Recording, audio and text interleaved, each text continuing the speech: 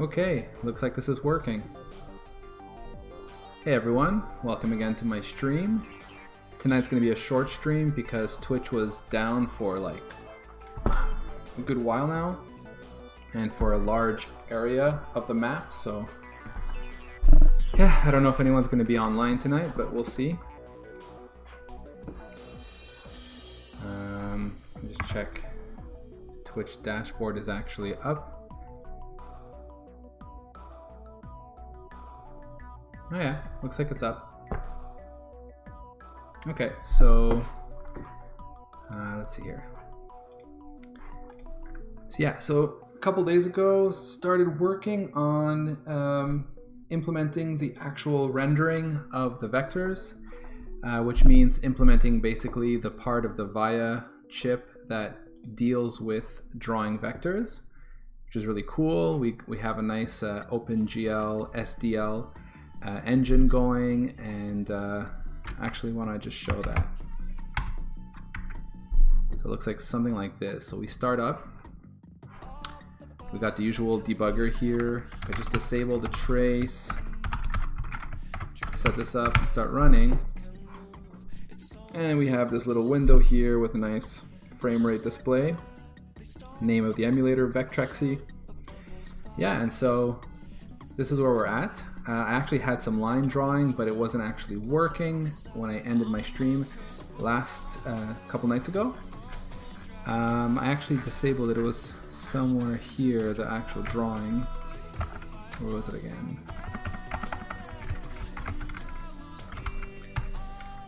Yeah, here.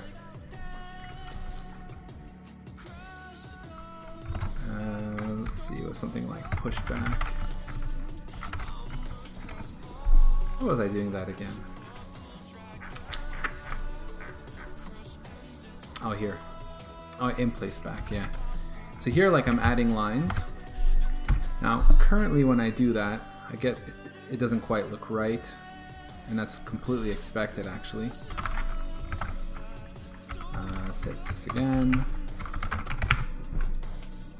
We get this, couple of lines in the x-axis. Actually, last time it was in the y-axis. I realized that there was a mistake in my code where in the VIA chip here, I was checking if this bit here was set to 1 to know if the mux was enabled, but actually it's the other way around from what I've been reading. And actually, yeah, I've been doing a bit of reading. I've been going over this document again. This internal.txt, which is this document written by Keith Wilkins in 1993, where he basically explains the hardware and explains how the VIA chip works. And I went through this document last time, and it's actually a really good read. It looks like this guy actually wrote this thing before he even had access to the hardware, which is really funny. I guess he just kind of looked at the docs available for the Vectrex and put this together, which is pretty amazing if you ask me. Anyway, so I think I know what's going on because what I've been doing while waiting for Twitch to come back is I was to try to kind of really understand how this must be working. I went into the BIOS, you know, realizing of course that the BIOS is where all the code for writing to the VIA happens. And I was looking at this function here, print string. This is actually a function that is getting called like very early on in my emulator because it wants to print on screen, like it wants to write, you know, Vectrex, GCE, like the name of the company and stuff. So that's sort of what we want to get going. Like it's the first thing we expect to see on screen, right? So I was looking at this code and trying to understand how it works, and what I realized is, let me see if I can point it out. Like the way I've been coding this is very, you know, digital, right? Like, oh, if I expect to write to the B value to set up some bits, and then I expect to write to the A value to B is to like kind of set up some bits to control the mux and all that, and then I expect afterwards that a value to A will be written, because then that will be fed to the right thing for the x-axis integrator or y-axis integrator. But in fact, it doesn't work that way, or it doesn't need to work that way. It's more like, you know, it's hardware, it's analog. If you go and turn on the mux, it will immediately start reading from the value that was last written to the DAC, you know, so stuff like that. So, and I was looking to realize that I was looking here, and let's see here. Let me see if I can show you what I mean. So yeah,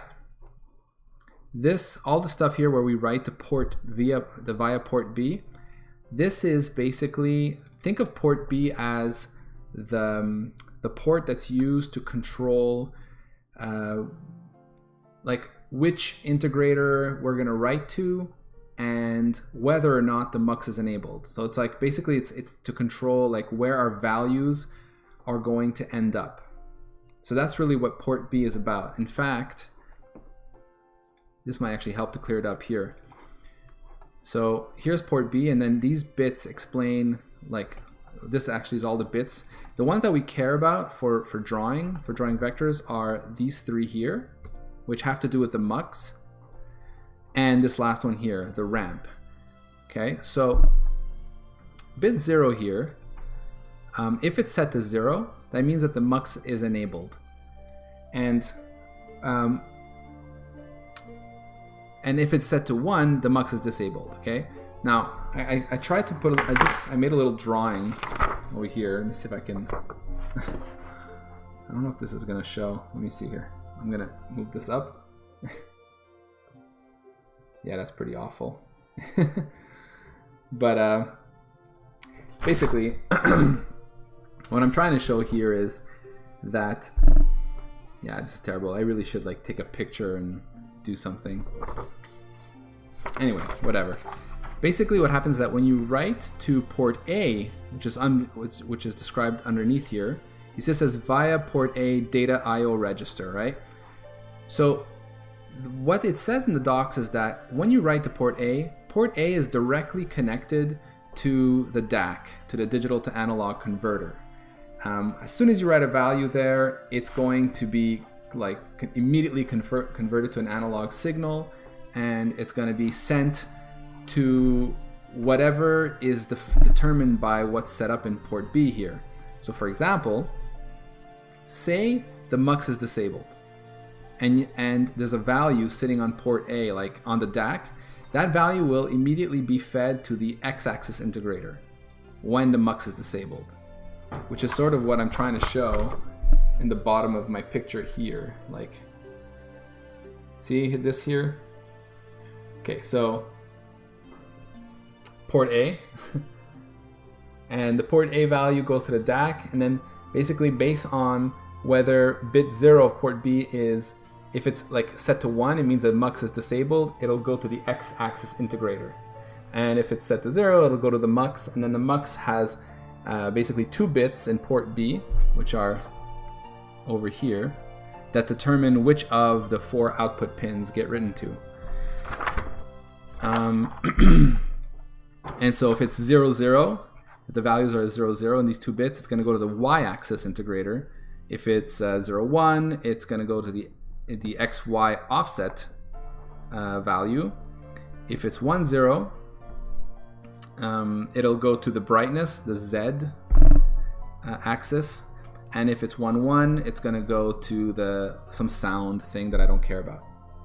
So basically, there's that, and then there's this one here, the ramp. The ramp's really important too, because the ramp signal determines whether or not the integrators actually integrate. So another way to think about that is, if the ramp is asserted, then the beam will move based on the values that have been set into the integrator, into the integrators, I should say, the X and Y axis integrators. So, and it's all analog, right? It's not like, you know, you write to one and then you have to write to the other afterwards and it's waiting for you. It's just, these things are just always running, always running. And in fact, now let me go back here. It's really interesting. You'll see things like wait a moment here, or I think this is a delay only. Like whoever wrote this code was like, okay, I need some instruction that takes a few cycles. So, you know, so I can be sure that by the time I get to the next instruction, the analog hardware in the display has done its thing that I expect it to do. You know, so that's basically what it's like dealing with analog hardware.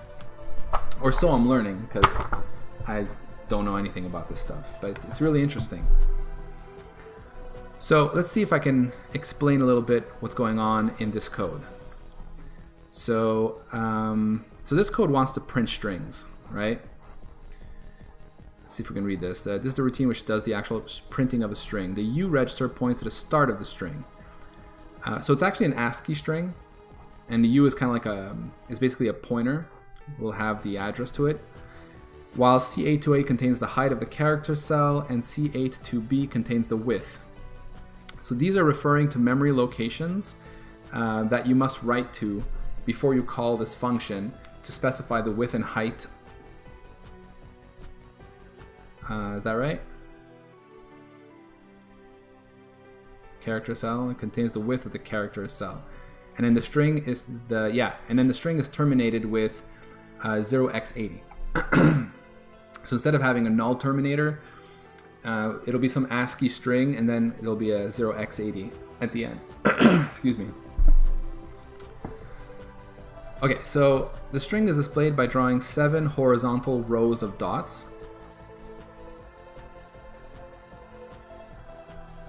The first row is drawn for each character, then the second, etc. The character generation table is located at this offset here, and only characters 0x20 to 0x6f uppercase are defined. The lowercase characters AO produce special icons. So it's not exactly ASCII, I guess. Basically, they're saying for all, like from I guess capital A to Z, the uppercase ones, it's all defined, and I guess this must include special characters and stuff like that. Maybe spaces and stuff, or maybe that's handled specially. I don't know. And then it says the lowercase is fall in the range of A to O. You've got some special icons. 7 horizontal rows of dots. Okay, yeah. So basically, each character is made up of 7 rows, and in terms of how many dots, I guess that's maybe, I don't know. Is it, I guess it's 8 dots? I guess it depends on the table. I guess we'll see. Doesn't matter too much, but basically what interests me in here is the fact that there's like a point where it says, here, let's start with this. No, actually let's start here. So one of the first things that they do is they say clear port A. So that's the DAC, see the digital to analog output. So they want to just set a 0 into there. Okay, so that puts a 0 into the DAC, and so whatever it's connected to will just get zeros. And then over here they say store B, store A. Okay, yeah, so they're looking at this value here. So in D, they're loading this 16-bit value, where this is basically, whenever you see this, and it's often followed by store A's and store B's, it's because they want to do in one instruction, set the value for the A register and the B register. So A would get 18 and B would get 83, right? Because D is basically like it's a name of a register that is both A and B. So it's like a 16-bit register that takes advantage of both A and B, which are like side by side in the hardware. So it's in fact, whoever was documenting this was like, what's up with this? I don't know, enable ramp? Like, I don't know. So even the person who was reading this wasn't quite sure what was going on here. And then you see here, for example, store A Oh no, okay, so this actually is dealing with a different control register, the auxiliary control, which is for the shift reg mode. Okay, so this has to do with timing. I haven't dealt at all with the timing stuff yet in the VIA, so maybe that's something I need to look at, but let's ignore that for now. And then here, store B to VIA port B. So that means it wants to store 83, this value, into port B. So what does that mean? So 83, right?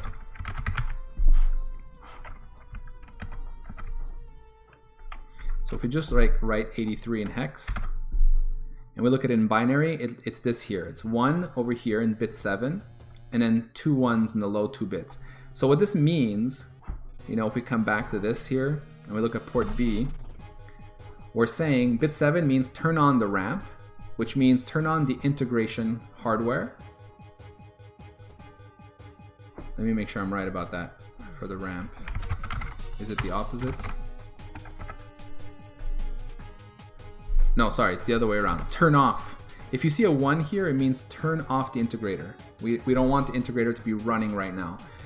This is often done when I was reading in the docs to like, I want to 0 everything, you know? So I want to turn off the integrator.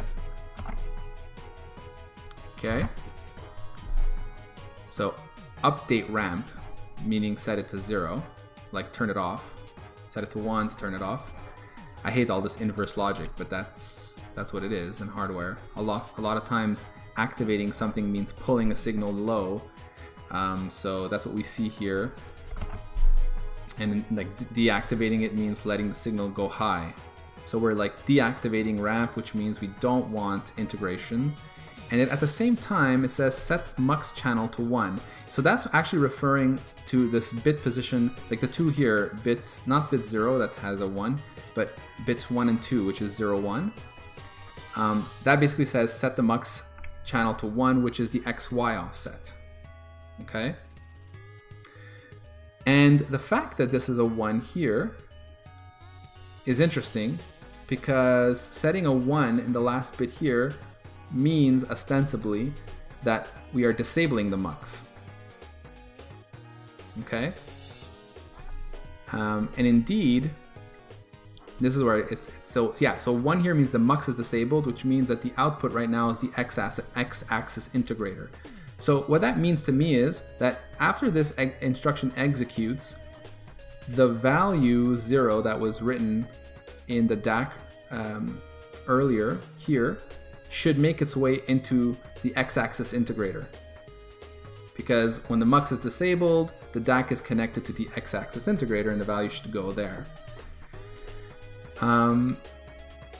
Then you can see here, they enable the mux by calling decrement on port B. So what that should mean is, decrement means, you know, decrement is valued by 1, which means that this 1 here should become a 0, right? It's like 83 will become 82. 82. Like, I can even go into binary mode here. Yeah, here, like this. So we decrement it, boom, becomes 82. And now the mux is enabled, right? The mux is enabled, and as we saw from before, mux channel 1 was set, so the XY offset output is currently set, right?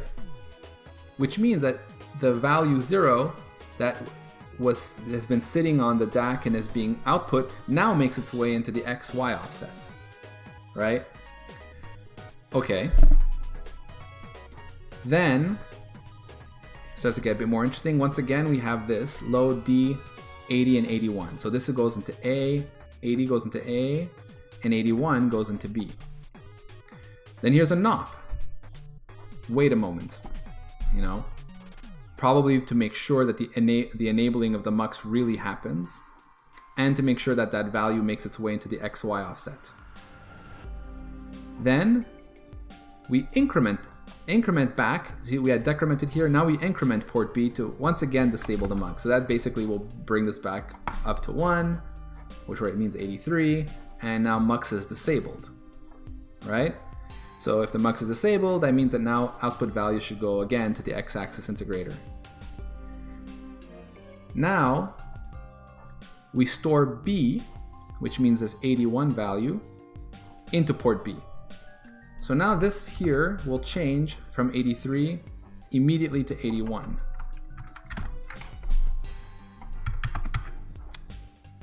Sorry, I don't know why it's not working. This calculator program is a bit weird. Did I like lose keyboard? Oh, yeah, okay, because I gotta get out of this mode. So it's gonna get 81, like this. Oh no, sorry. That's completely wrong. 81 in hex. Yeah, that makes more sense. But basically a 1 here and a 1 there, right? And in fact it says store B, enable ramp and set mux to channel 0. So enable ramp, is that true?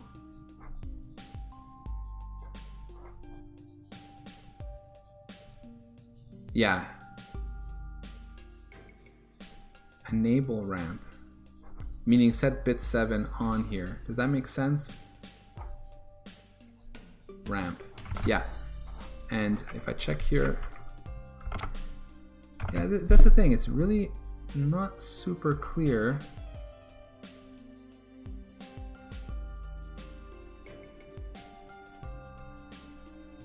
Setting it to 1 actually should mean that the ramp is technically disabled, you know?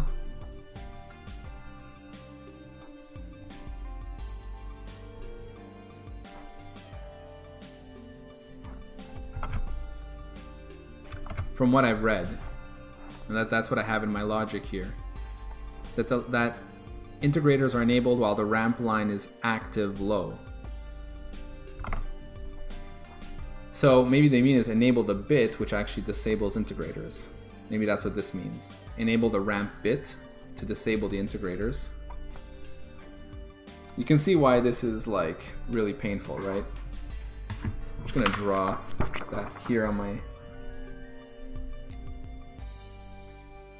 because I'm missing this on my picture here.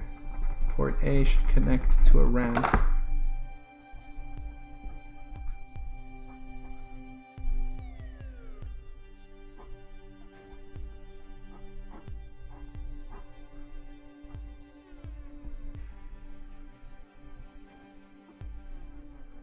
So if it's connected to a ramp and the ramp is basically bit 7 of port B, yeah.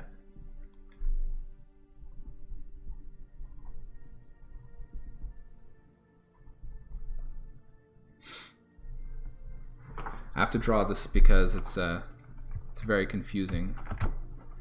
Okay, so let's say this actually means integrators are off and we set mux to channel 0. Which is, yeah, which makes sense, right? Because basically 81 means that these two bits here, bit 1 and 2 are 0, so channel 0. And also this means that the mux is disabled. Then we enable the mux by storing A now into the same port. So instead of 81, now we store 80. See, it's funny, right? How we need to like disable mux and then enable mux. So like weird hardware kind of stuff, right? We want to disable it probably because we need to set the channel while it's disabled, I suppose, and then re-enable it so that it starts taking that channel into account, perhaps.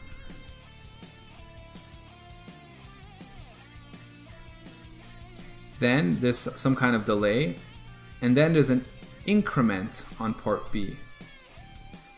So that says enable ramp, disable mux. So once again, this means the 80 becomes 81.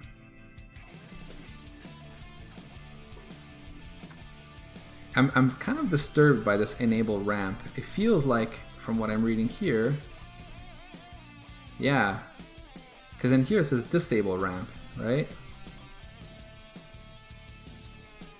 Okay, anyway, let's keep going. Let's say enable ramp, disable mux, all right. Now we get this vector text width. So this is for the x, right? The width of the thing we're gonna write. So we load that into A, and then we store that into port A, which again is our DAC, right? Send it to the DAC. So right now, this means that this value should be going immediately to the x-axis integrator. And I say that because of the fact that the mux is... No, sorry, I say that why? Because the mux is disabled, exactly. So because the mux is disabled, this should go to the x-axis integrator. and I think it's right to set the value while integrators are disabled, and then we enable it after. So again, enable ramp means disable integrators to me. And then after that, we now load 0, 1, and 0, 0. So 0, 1 goes into A, 0, 0 goes into B. We want to load U with the vector string pointer, so point to the start of the text string. And now store A, so A is 0, 1 from here into port B. So what does that do? So there it says disable ramp, disable mux, right? So that's interesting. So by disabling the ramp, this should mean I want my hardware, I want the integrators to now start integrating based on the values that I've written, that I've set up in there into my integrators. I'm just thinking about how, was there ever a moment where it purposely made sure to also set the y-axis integrator in here?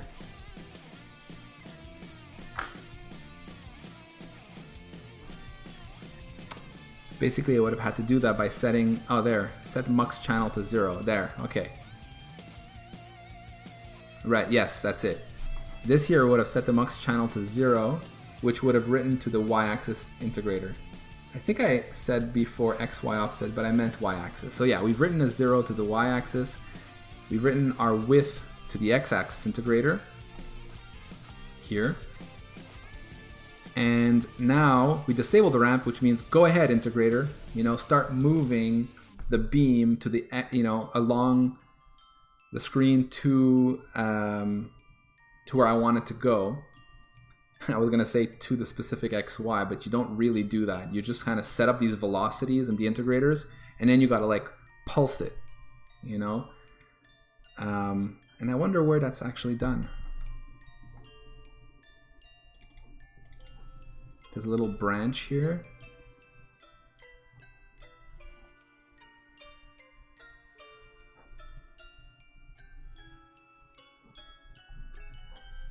Just trying to see if I can figure this out.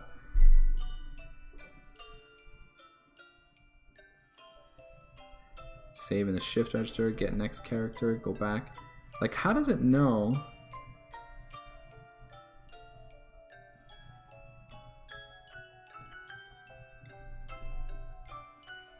Enable ramp, disable mux. Negate text width. Negate the text width to the DAC here. Disable ramp, disable mux. So start drawing again. Check for last row. So the part that is escaping me right now is like, because what I was reading about is like you want to go and set these things up, and then when you like what they mean disable ramp here, when you want to turn on the integrators, it needs to run, it needs to move for a little while, right?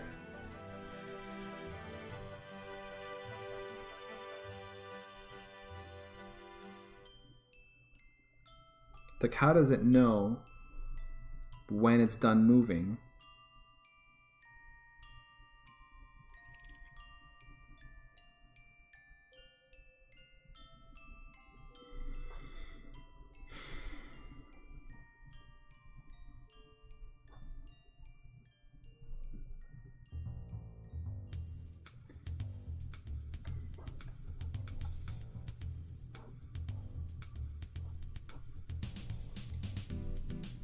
Branch if last row.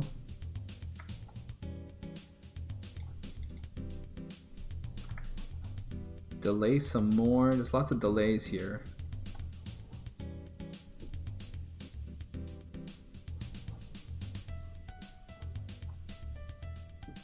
Disable ramp, disable mux, enable ramp. Like what I'm wondering is like all of this here, is this based on cycle counting? It kind of looks like that, you know, with all these delay, like it's like very finely tuned to produce the characters, given that they know how many cycles it would take for the integrator to move the beam to the right place. That's my guess. Because what you don't do with the Vectrex is you don't say I want to move the beam to a specific XY. What you do is you say, I know I have a beam somewhere, I need to set like the velocity. You can really think of it as a velocity vector in 2D. So you're setting up the X and Y integrators, which means setting up like this velocity vector. And the and like you can think of the velocity vector as having a magnitude. And the magnitude is basically a function of like the ramp time. Is that right? Well, not quite. Sorry. The way to think about it is like the value set in the XY is makes up the magnitude. So you can think of it of your vector as moving slower, or faster in X and Y based on the values you write, and then you kind of pulse it. You pulse with the ramp. You enable ramp, disable ramp, enable ramp, disable ramp. And each one of those, I guess that's what it is. That's what it is. What we see here is pulsing of the ramp. And so you turn on the ramp signal and you turn it off, or off and on, whichever one it is. You can think of the integrator saying, ooh, it like moves one pulse amount, and it'll move that XY integration value that you set for one pulse. So if you need to do it like three, let's say a line, you can think of one pulse as your unit, and then you can say if I need to do 3 times, you need to pulse it 3 times. Now, that's sort of correct, and I think part of it is you disable and then you gotta like, I don't know if it's pulsing like in terms of cycles. That's the part I'm not sure. Or is it more like if you disable and enable, there's like some kind of inherent fixed time that the hardware needs to go up and back down. So if you just do it in 2 consecutive cycles, there's some minimum amount of time that it'll move. That's something I'm not sure of.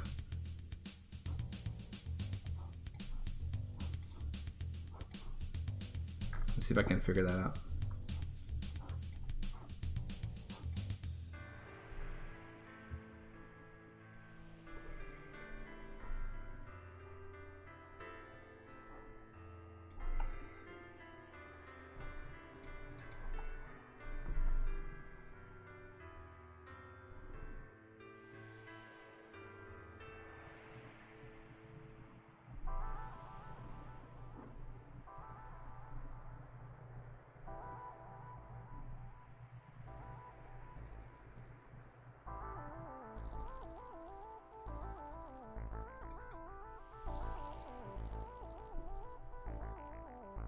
No, it's not clear to me. See if I can go back here and determine what it means.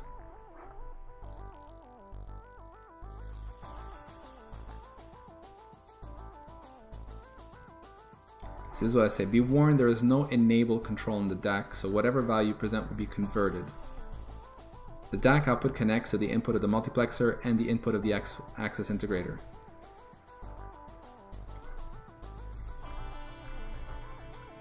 The output of the DAC is connected to the input of the multiplexer. The multiplexer takes the input signal and switches to any of the 4 output lines. The multiplexer has 3 control inputs. So the multiplexer has 3 control inputs, so those 3 bits. The first, the enable signal, comes from the port B bit 0. When this line is active, the input pin is connected to the selected output pin, just as if a mechanical switch were thrown. When negated, The input and output pins are completely isolated from each other. The other two inputs, cell 0 and cell 1, again from port B, bit 1, 2 respectively. These bits are used to form a 2-bit number in the range 0 to 3, and then basically it decides which output pin is connected to the input pin. So Y, X, Y, Z, and some sound thing. Okay, so X-axis, integrator, Y-axis. Before the input to each integrator is an analog switch. This switch is connected to the ramp line. Okay, so that's the part I wanted to kind of maybe put here.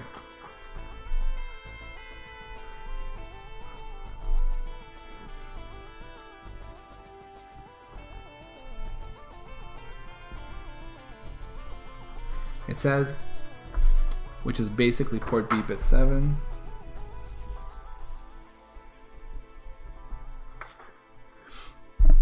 When the switch is closed, yeah, ramp equals to 0, the integrators will integrate. So that's what I was saying earlier, right? So 0 means enabled, integrate. So when it's 0, the integrators will integrate the value presented on the input.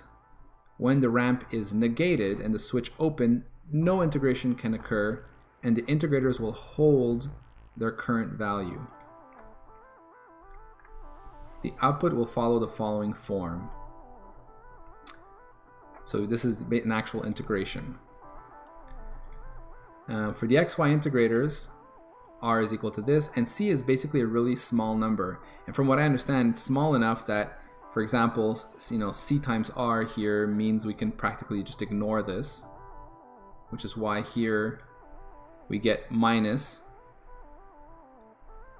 And then, am I right?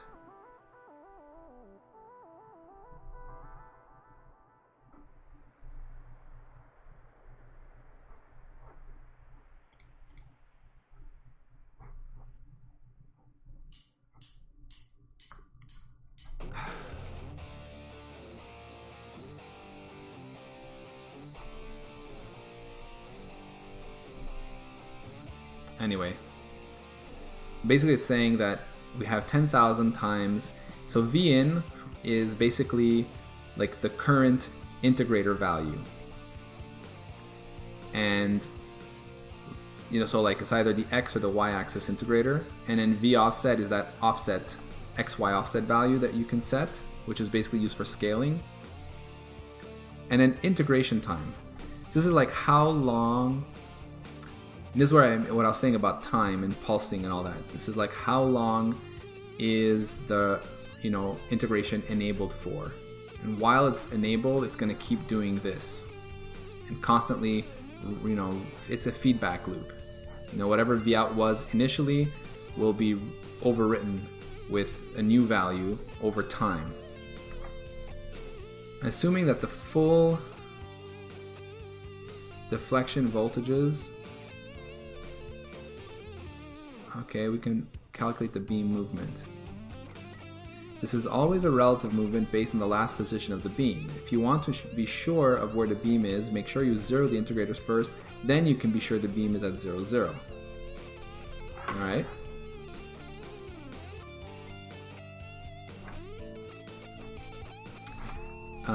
Okay. And then here it's like showing like some computation based on the DAC value. This is the value that we would put on port A, and how like you basically can compute int input and integrator offset.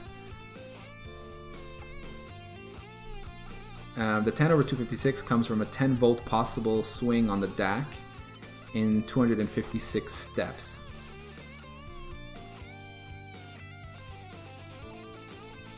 Therefore, one step is 10/256 volts. Okay?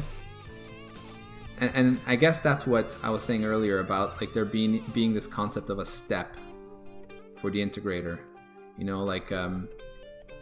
It's always some minimum of 10/256 volts.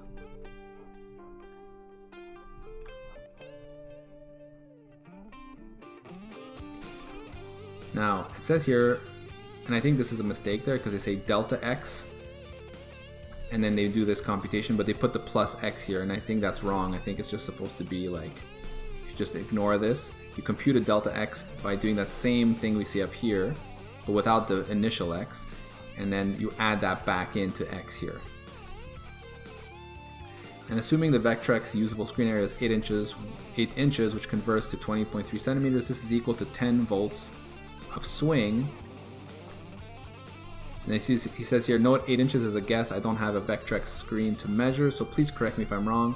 Also, these figures don't take into account any overdrive of the screen area and will therefore be slightly incorrect, though by how much I wouldn't like to say. So he does this computation here in centimeters per volt, and then this value is again referenced to the 0 point in the center of the screen.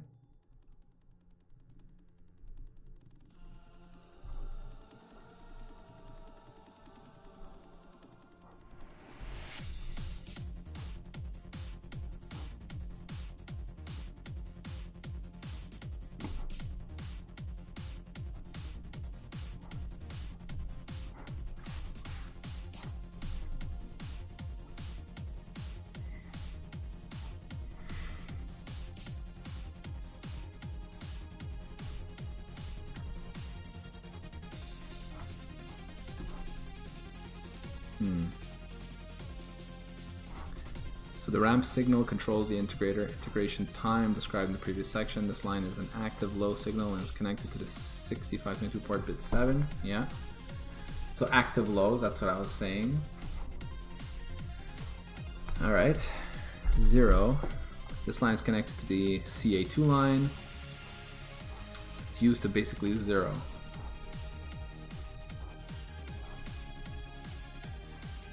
Now when active, this line will cause the integrator output to be set to 0 volts, which will be the center of the screen. This line should be activated before any line drawing sequence to set the integrators to a known value.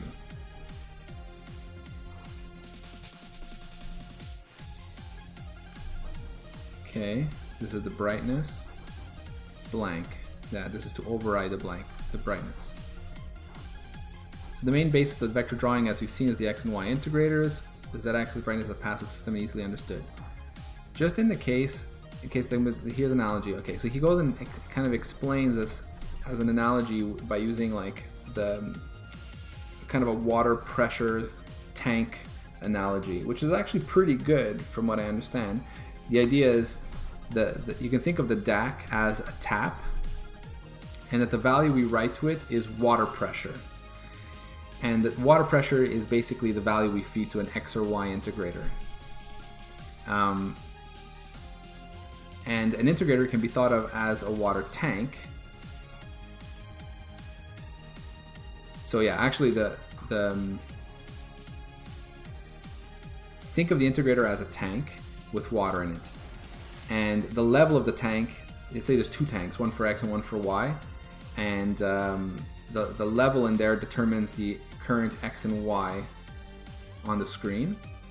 And so when we set the DAC values, we set the water pressure at the tank inlet. So let's say we focus on one of the tanks, let's say the X axis integrator, right? So that tank has, let's say, water in the center. The ramp switch controls the on or off of the tap. So the higher the pressure, the X or Y integrator values from the DAC, the faster the water will flow into the tank.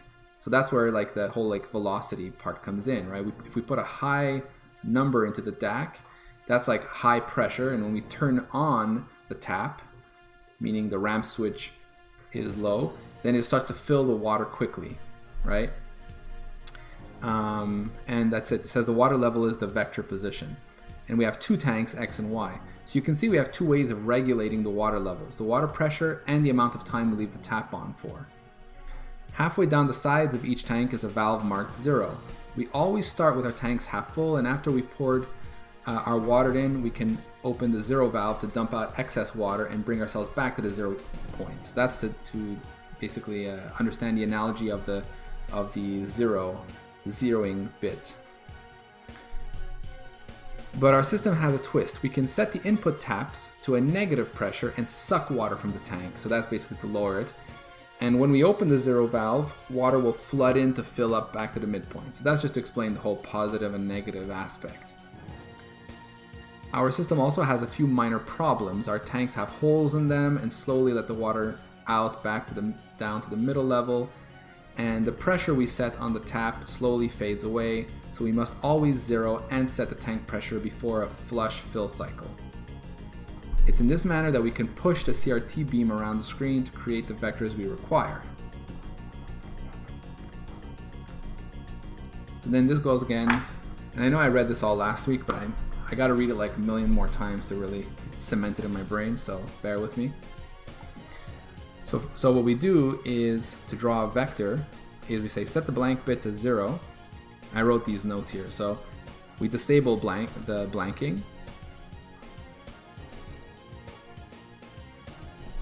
Is that right?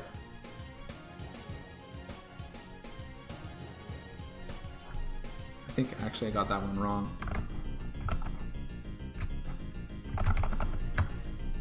Blank.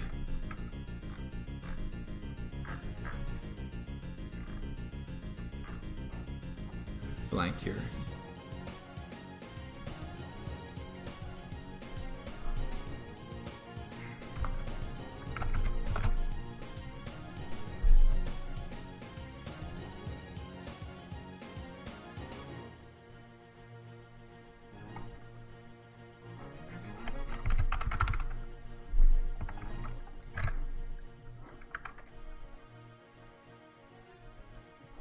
Okay, yeah, right. That's it. We set it. I wrote and I actually meant enable here, right? When it's 0, we want to blank, meaning we don't want it to draw anything. Then we set the 0 bit to 0, enable, to clear the integrators. So that's the 0, the integrators. Set the ramp bit to 1, so this is the ramp, right? To disable the integrators themselves. Then we set the 0 bit back to 1 to disable zeroing. So at this point, we have zeros in our integrators, and ramp right now is disabled, so integrators are not doing anything. And they're just holding 0 values in them. So we're just recentered our vector beam. Enable the multiplexer and select the z-axis. So this is basically to set brightness. Write your vector brightness to the DAC. Then select the XY axis integrator offset and write your value to the DAC. This can be used to scale. So similarly. Now, set the blank line according to whether this operation is going to be a draw or position operation. Select the y-axis integrator. Select the y-axis to the multiplexer and write your y-axis velocity vector value to the DAC. Disable the multiplexer. Now write your x-axis value. See, this is what gave me perhaps the false impression that, you know, you do this, then this, then this, then this.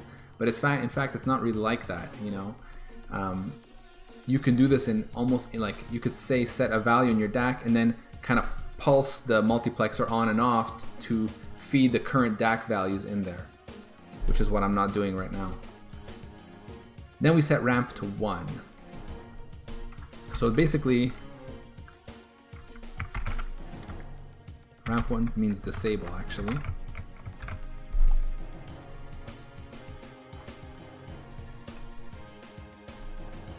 See, now it says vector is now being drawn. That's not true, right?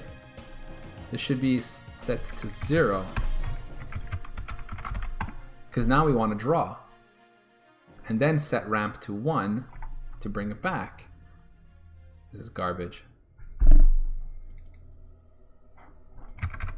Just gonna do this for a second. I just want to see what it says about ramp.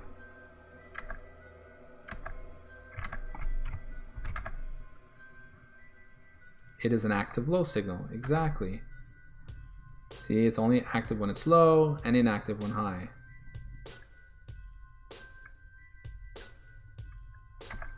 So we've come back. This algorithm here is confusing and wrong, right? This should have said set the 0 to enable and then set it back to 1 to disable it, right?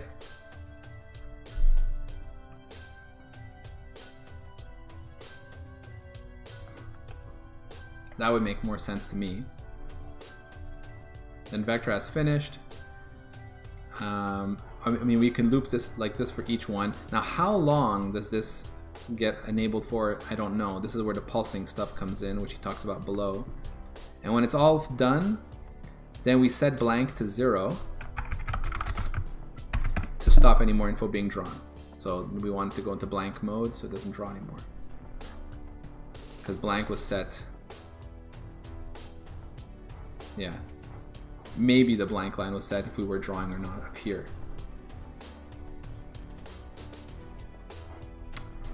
The above can be run in a loop for each object. I don't know. I would run the Now comes the tricky bit. Just how do we calculate the values for x and y, xy integrator offset, and how long do we make the ramp pulse? The length of the ramp pulse is critical if the screen is to appear stable. You must disable the interrupts during the vector drawing cycle, as an interrupt occurring when ramp is active would alter the length of the ramp pulse, obviously. And as I see it, there are 3 possible ways to drive the system. All assuming that the xy integrator offset is constant. You can use it for zoom in out effects. So this is where I got my understanding is the most likely way is we have a fixed length of ramp pulse for all vectors. Then with the 8-bit DAC values, we have a 255 unit resolutions on vectors in both the x and y. This doesn't mean the screen resolution is this. Depending on the values used for ramp time and xy integrator offsets, a 255 unit vector could be extremely small or extremely large.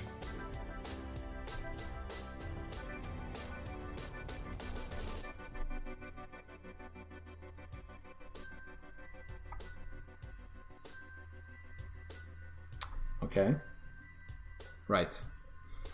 So basically it's thinking of it as, since it's an 8-bit value for x and y, you can think of it as saying, I can define a vector that has, you know, a 256, like a resolution for my vector of 256 by 256.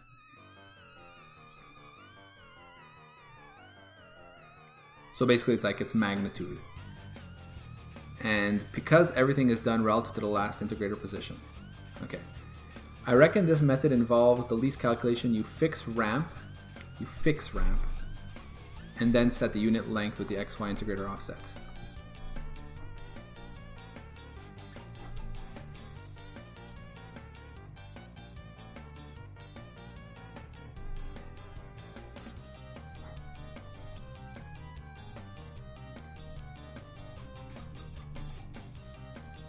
Right. You can control the unit length, basically the scale of 1 unit, by playing with the integrator offset. So that's for zooming in and zoom out effects.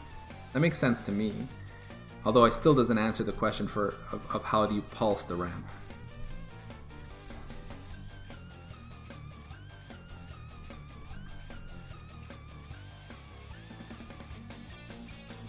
So another way is we have a lookup table of xy values depending on the direction that we want to move. And these are all scaled for a single fixed unit length vector. We then have a choice of either varying the ramp length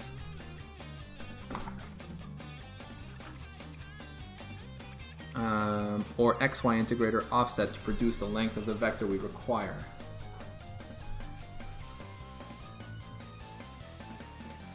And we just multiply the values of x and y integrator settings for the fixed unit length by the length we require.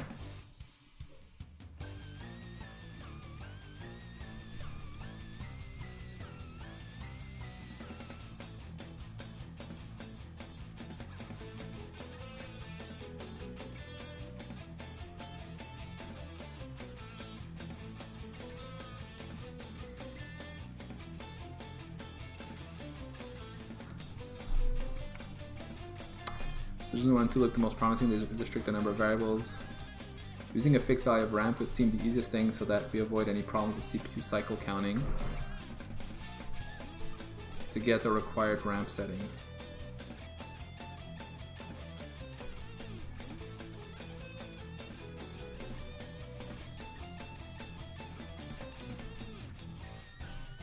See, this here is interesting.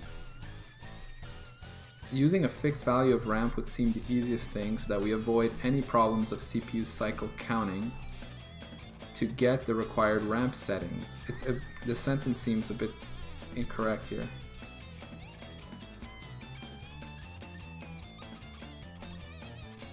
So I feel like there's missing a period here. And like, to get the required ramp settings, we would need good control of the ramp time resolution, which is awkward, though not impossible, in software.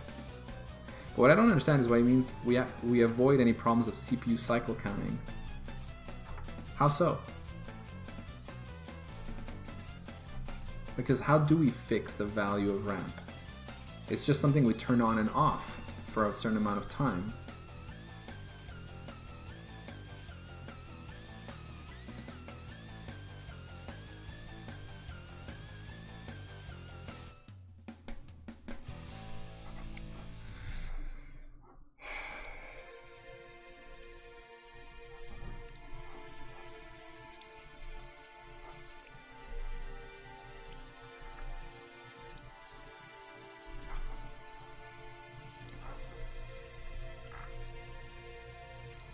You know what, maybe instead of looking at print string, I know there are some functions that may be more straightforward.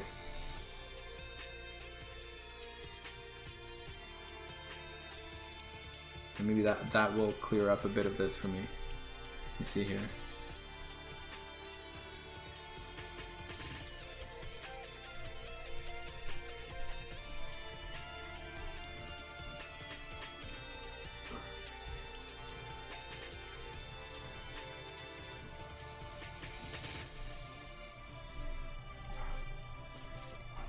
What about move to D? That interests me.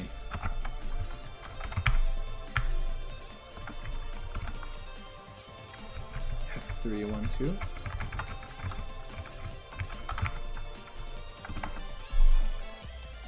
This routine uses the current scale factor and moves the pen to the YX position specified in the D register.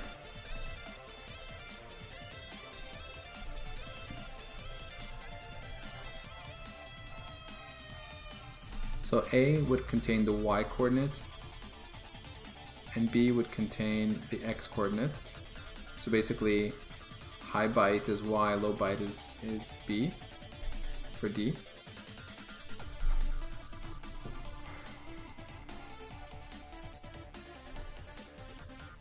Okay, so store the Y coordinate in the DAC. Clear all of port B, which would enable the mux. Yes, it would. It would enable it and set the Y-axis integrator in one shot. It would also, and the ramp would be disabled.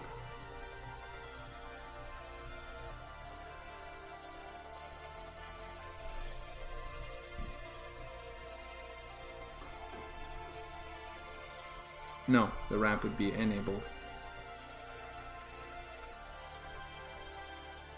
So it would start integrating as well. That's interesting.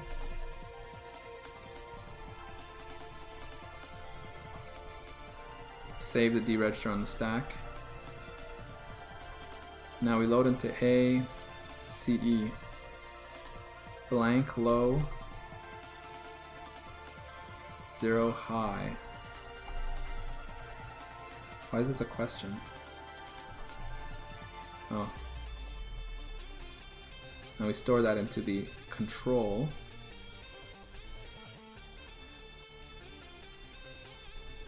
Okay, yeah. The control register is where we play with the blanking and the zeroing. So blank low means we want to blank because we're moving, right? And we don't want to zero. Exactly. So that's what this is about. Then clear the shift register, which I haven't dealt with yet. Now we disable the mux because now we want to write our X value. So by incrementing this, we're basically setting the value here, which was previously 0, to 1. So 1 just means put a 1 in bit 0, and that means, yeah, it means that we no longer use the mux, but now the DAC value is going to go into the x-axis integrator, which is what the next thing does here. See, we store b, the x coordinate, into the DAC.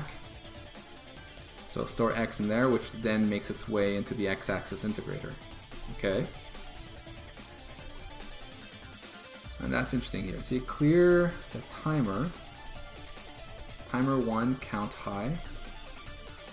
Now we get back the deregistered because we trashed it here. Then we jump to the subroutine. So what's this here? Apps AB. This routine returns the absolute value of the 2 single byte numbers passed in the A and B registers. Apps B only uses the B register. There is a special case, 0x80 is returned as 0x7f.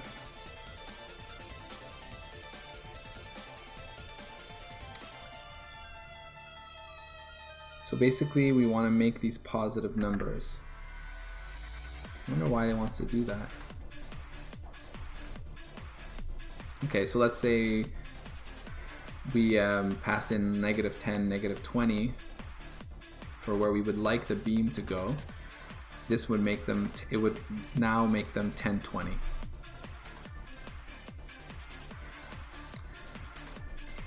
Store B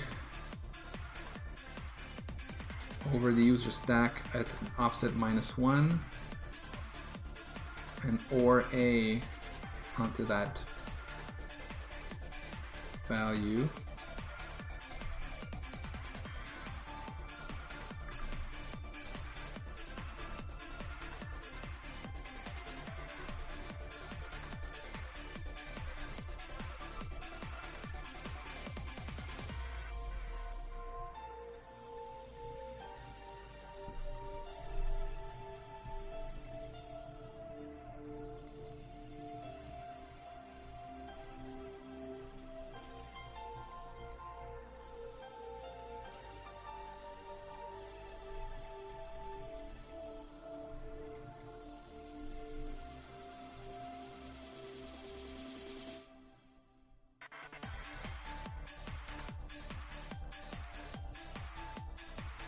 Okay, so what I'm getting from this is is saying if I want to move, let's say, to -20, -10, we want to kind of count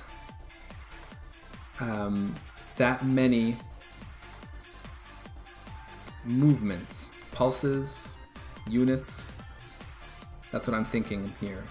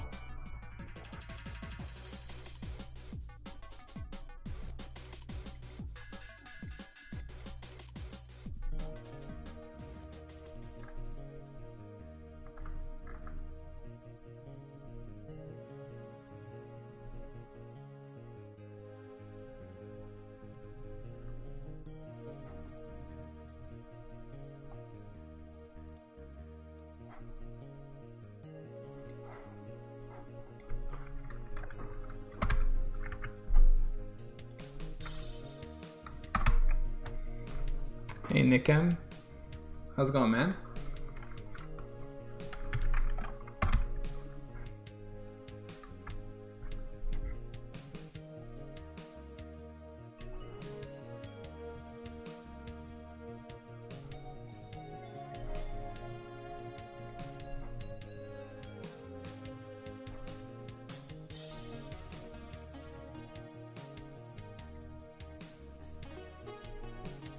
trying to figure out what this code is doing to see if I can clarify my brain how the Vectrex moves its beam around.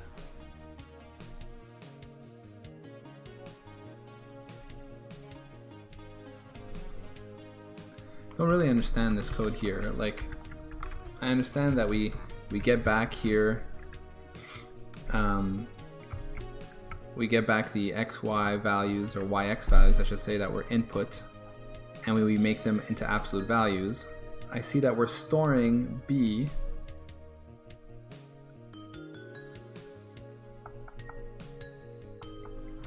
so b would be like the x coordinate. We store that at, you know, one offset over our stack.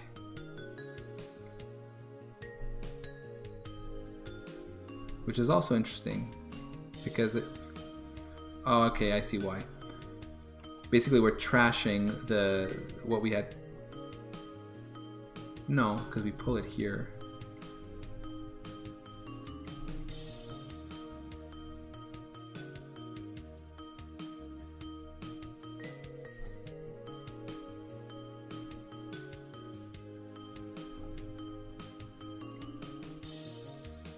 I was going to say that we're going to overwrite whatever was on our stack, but that's not the case.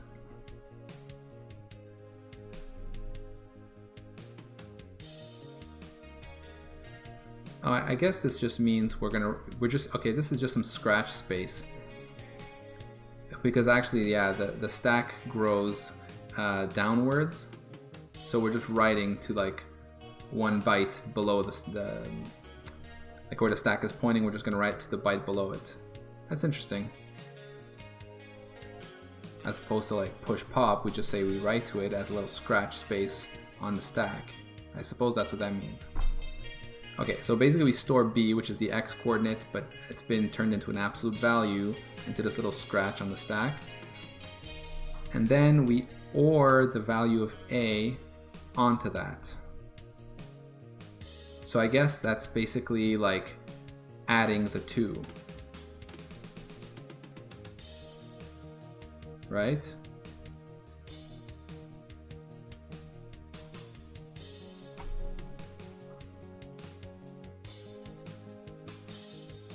I think the idea here is like, you know, it's like a rise over run thing. We want to move the beam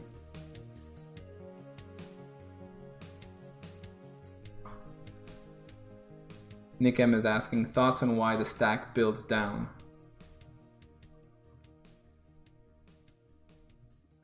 I mean, I don't know. I don't know why. Like if we look here, yeah, you see like when we push, we take the stack pointer and we move it down and then we write a value. And when we pop, we basically move it up.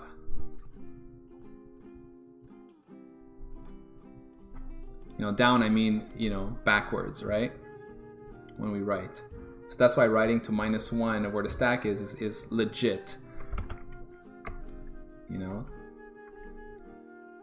It's just basically like this is what compilers do, right? What they say, like, if you have, let's say, 3 local variables that are each 1 byte, then it will write to stack -1, stack -2, and stack -3 in the generated code.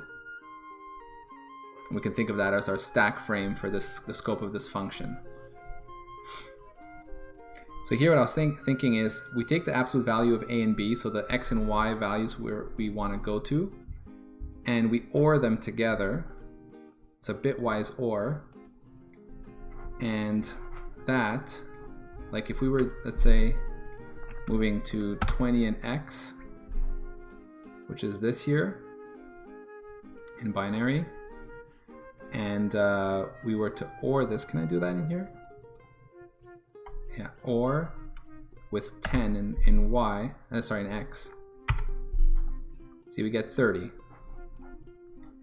Because it's basically bitwise add when we do that. It's like a, yeah. Okay, so we add the two, so we basically are getting like the number of values we need to move in total. That's what that must mean. We want to move 10 in x and 20 in y, then we want to move 30 units, if you will, in total. And I guess that's going to be used for counting purposes. So after we've done that, we've gotten this value in this location. We now load hex 40 into B.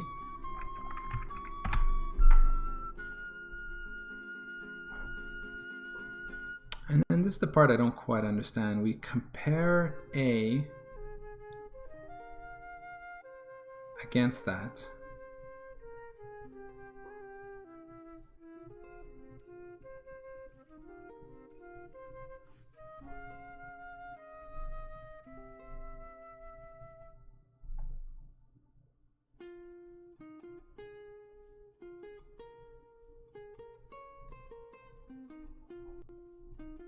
Oh, actually, okay, or A here, we'll take the value there, or it with the value in A and store it back in A, if I'm not mistaken.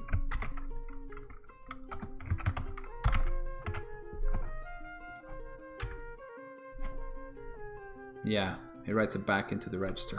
Okay, so basically, like that now I understand more why we're comparing 40 against what's in A. And I guess B is going to be used to do something here, so.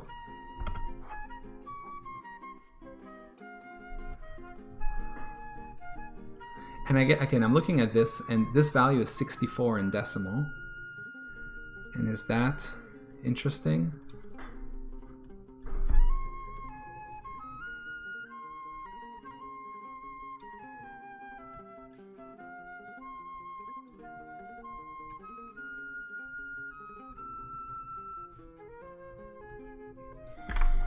Not sure.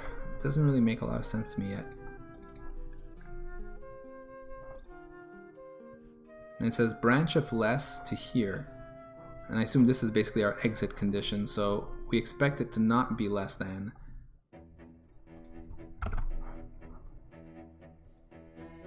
Okay, so like 64 is like our lower limit.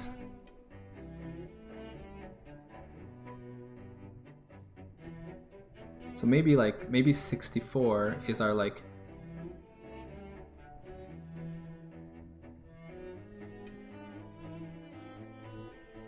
Okay, before I continue, let me just keep reading. So let's say we're waiting until we get less than that in A. Then we actually compare against 64 in hex.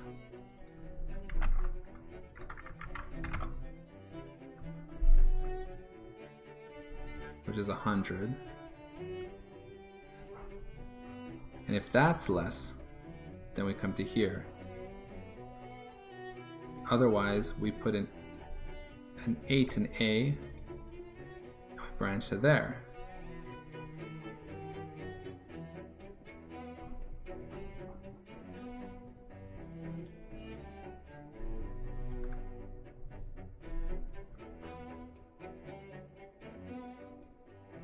$40, 64. What it feels like is that it's kind of like segmenting and saying if the values, if we need to move smaller than some amount, like if we're, okay, that's it. It looks like it's saying like if the value that, if the number of units we need to move is less than 40 hex, right? So like less than 64 in total, then branch to here, and we just wait for our timer.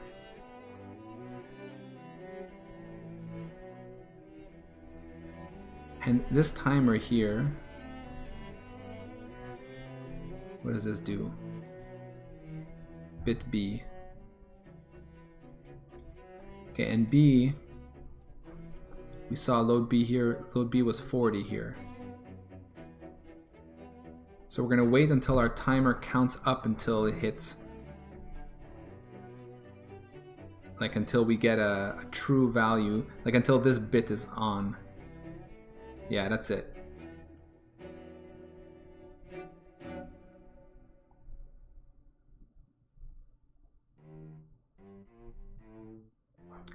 And if it isn't smaller than 40 hex,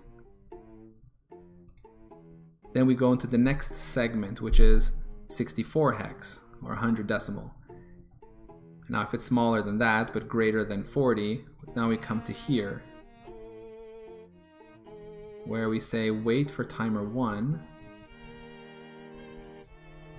again, but this time we put 4 in there.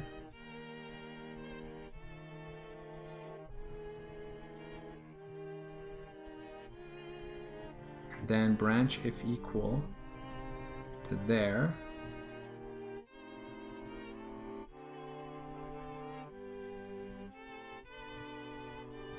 Delay a moment, branch if not equal. Here we return.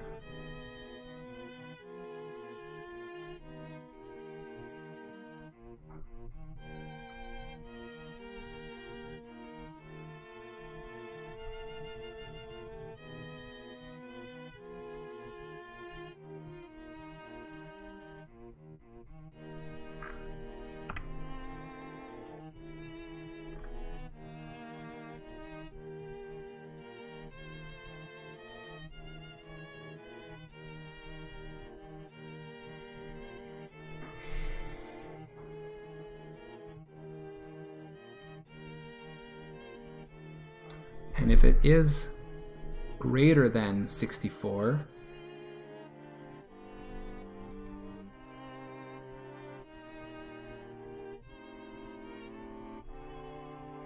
so you were like looking less than 40, less than 64. Otherwise, we're even bigger than that, so it's a bigger swing that we need to make, in which case we put 8 in A, and then we come here. In which case we wait for timer 1 till it's equal to, again, that value we have in B.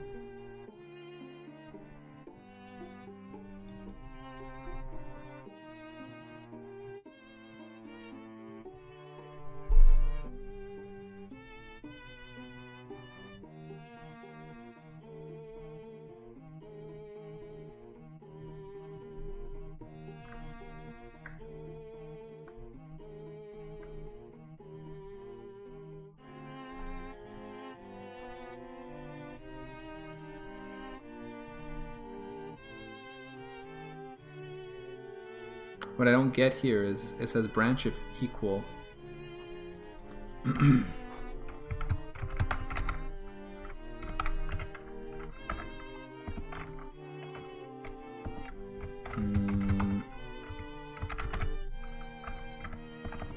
Up bit. So equal will be looking for, I think, for the 0 flag, right?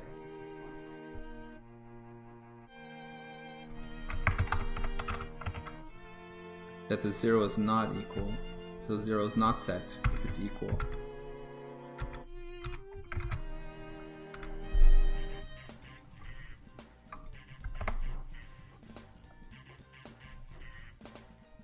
Okay. Right. So we're basically bit B is an ANDing, bitwise AND operation, and what we're looking for is like when this bit is set. While this bit is not set, the 0 flag is set, which means we are equal, right? So we're just going to keep. That's exactly what that means. We're just going to keep running here until this bit is seen, and this is basically a timer that just counts upwards. What I find a bit surprising about this is and that's what the part that's escaping me is, it seems like the timing for this is like fuzzy, you know, like not very exact. And I guess that's sort of the deal with dealing with analog, but like it's kind of surprising just how fuzzy it is.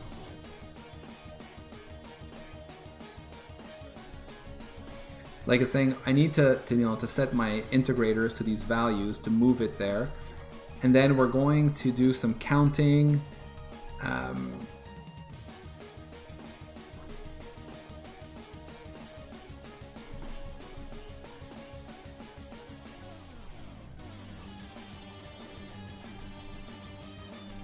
Yeah, like we're gonna figure out how many units we want to move, and then based on like ranges of units, we're going to like wait for our timer.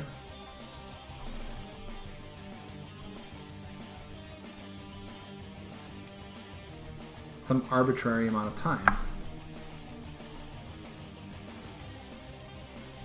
There's a part of here that's escaping me in terms of how the BIOS really manages to like know that the vector beam is at that given XY. There's no way to query it. It's really like a timing based thing.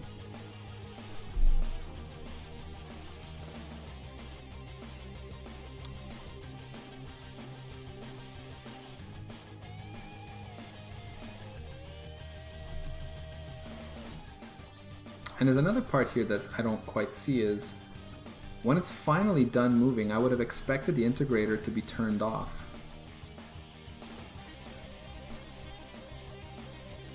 This via port B, bit 7, the ramp, but it's not at all affected by it. So that may be something you have to do yourself.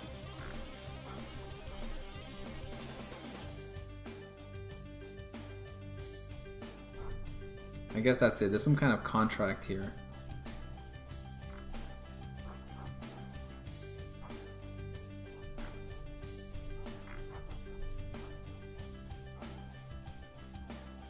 And it's funny because there's like a lot of functions that seem to do the same thing.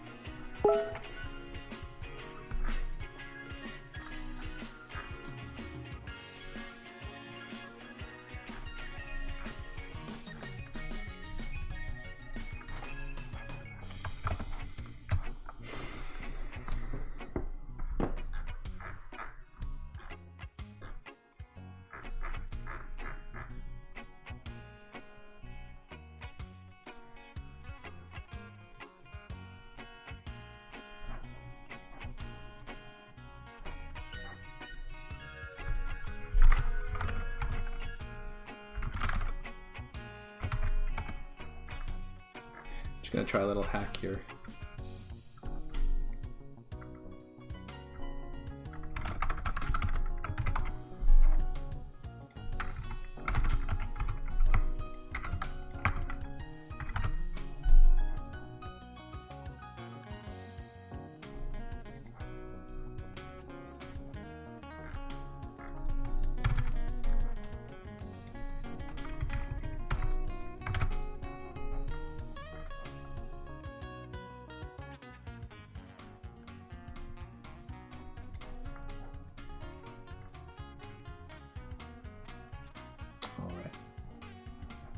Am I saying? Oh, can I put a label here? Yeah, that's it. That's what I wanted to actually do.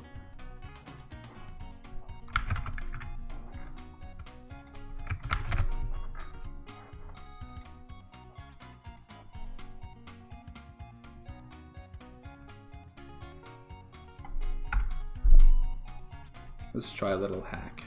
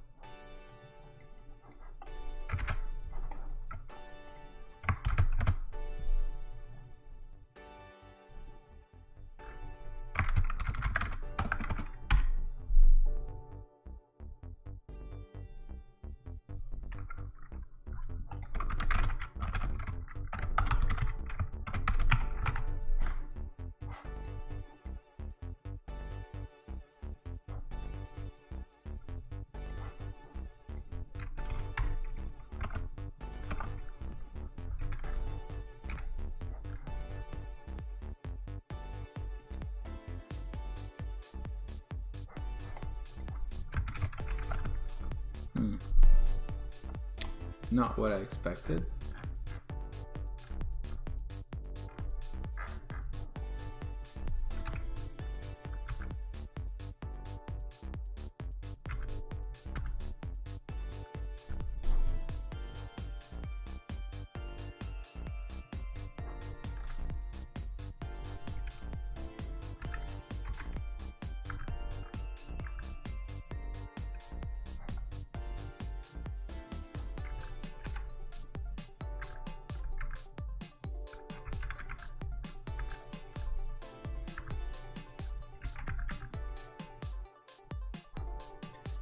Okay, so we are writing values in there. Now what's the deal? Don't we enable the ramp here correctly?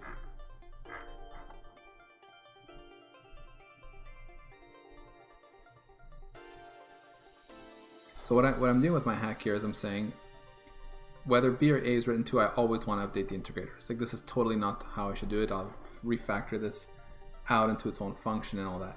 But it's okay. I just want to try this and see where it gets me. But do I never...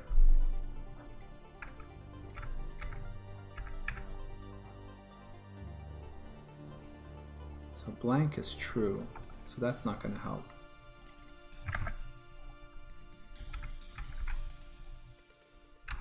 See, I'm getting blank is true a lot here. Is that correct?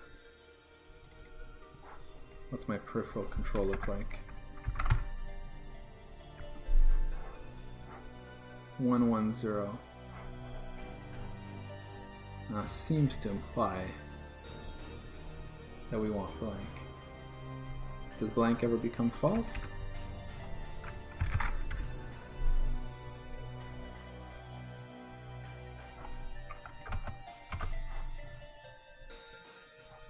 Strange.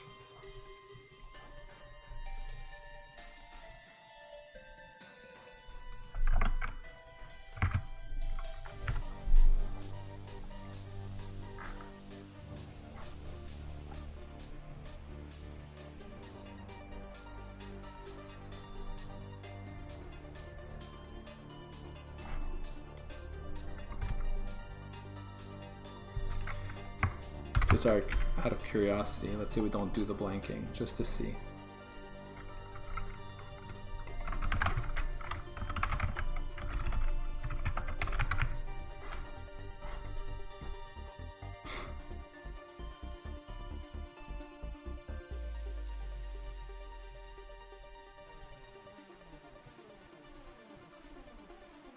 Interesting.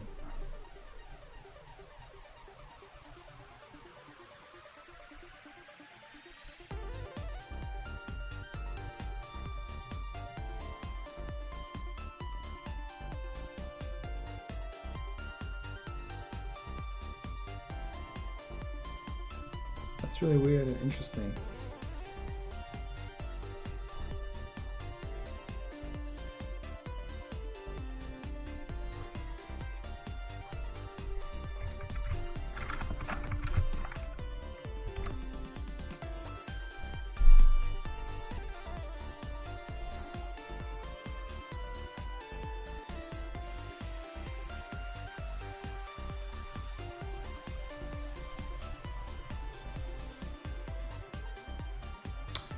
If I take this off, I thought we were getting lines, at least in one direction.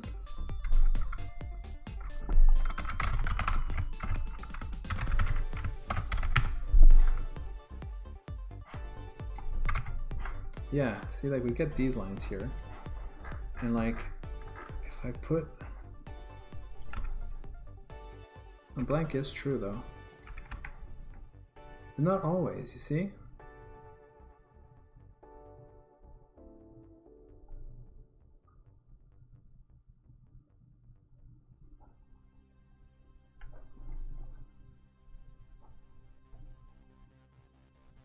What?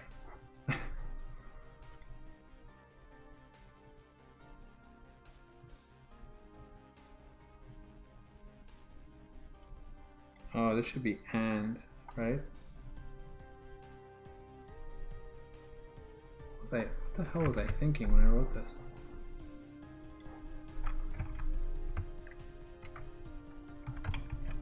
So we can draw if we're not blank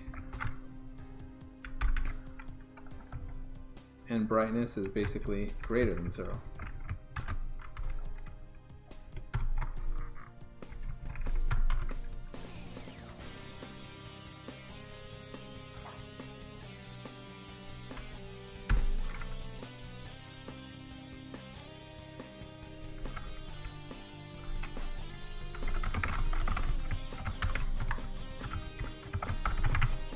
Okay, so now we don't draw anymore.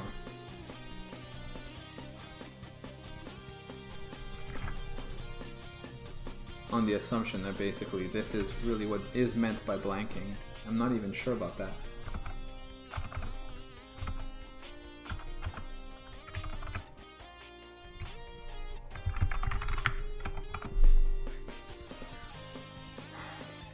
Maybe it's the opposite, you know, like 0.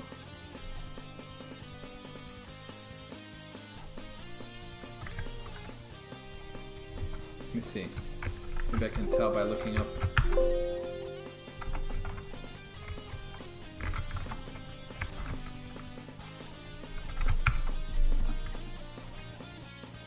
Blank low. Blank low means turn it on, right? Yeah. See, here we're storing. Actually, are we? What's CE?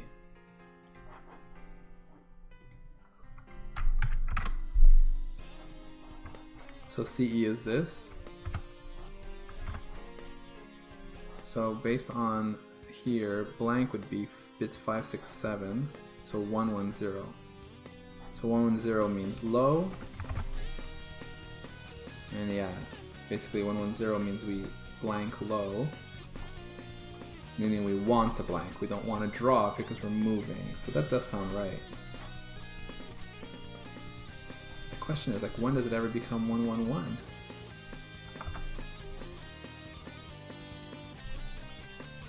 Okay, let me see something.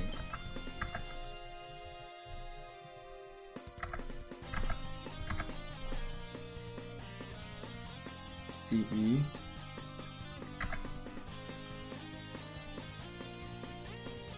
CC. So yeah, C accounts for the upper for this nibble here. So again, that's blank low. CC, blank low, and B. I want to see one where it sets it high.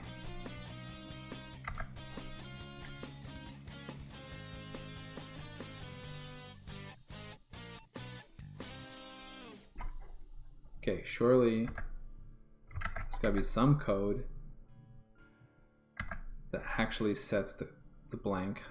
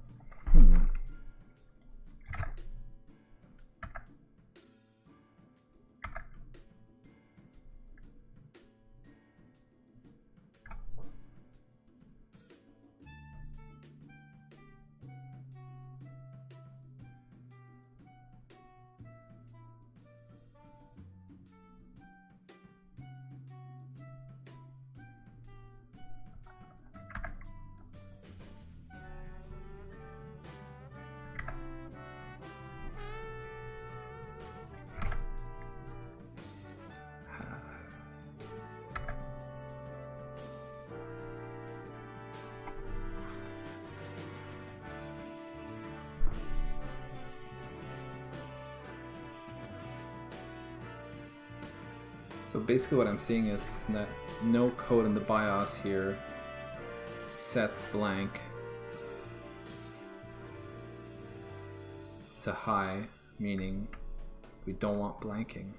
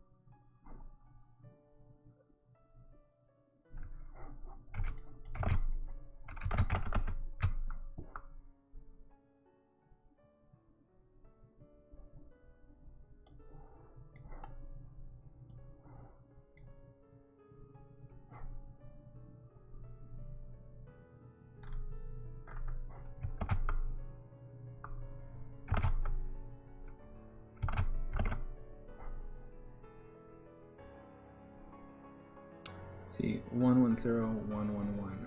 That's what CE is. 110. 111 would be that 0 would be high, meaning we don't want a 0, so the integrators will activate. Whereas the C here, 110 means blanking is low. At no point in here do I ever see a place where blank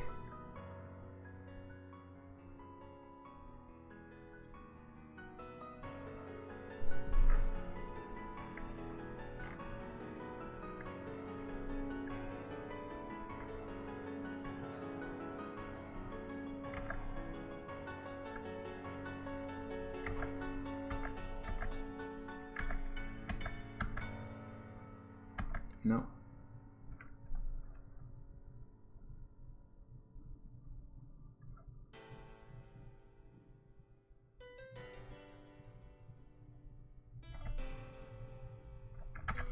It's interesting too, this via shift register.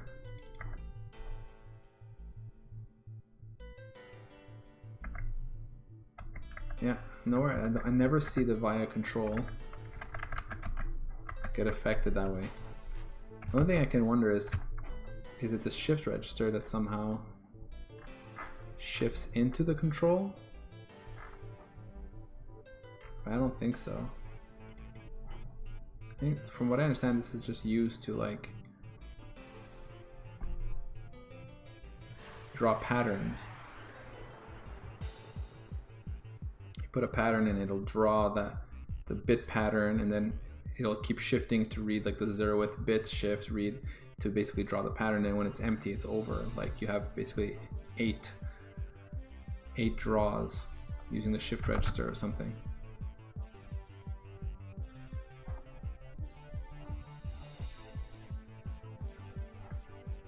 See, set pattern to all ones stored in the shift register.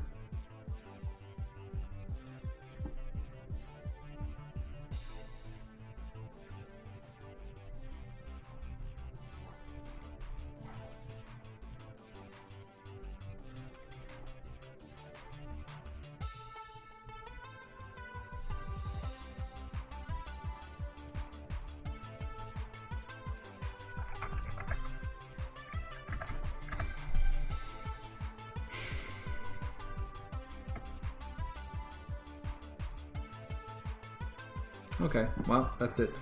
I'm gonna stop here.